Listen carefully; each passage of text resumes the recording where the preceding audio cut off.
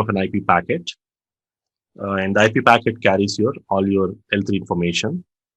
So inside this header, again, this is a complete header which it carries. In that, you have 8 bits which are reserved for only marking.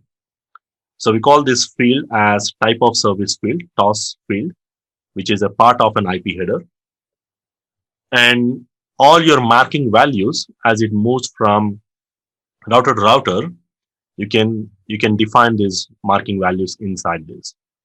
So, and again, remember, these values will not change as it moves from router to router. So as the packets moves from router to router, this field remains the same. It will not change.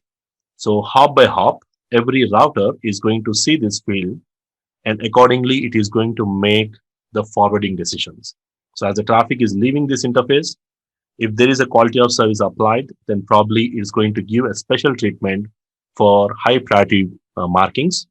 And at the same time, if there is any possibility to drop, let's say if there is any congestion, it is going to automatically drop your low priority packets. So this is hop by hop between router to router.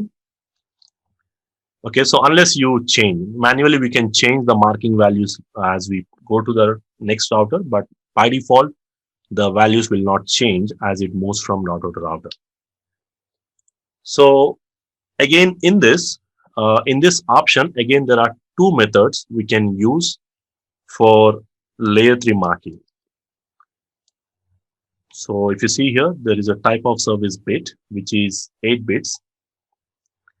And this can be marked, the layer 3 marking can be done either by using IP precedence,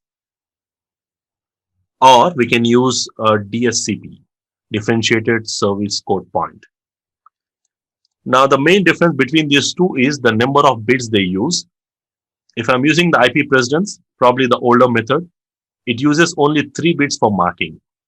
So only 3 bits will be used, which means if I'm using 3 bits, so you get how many values?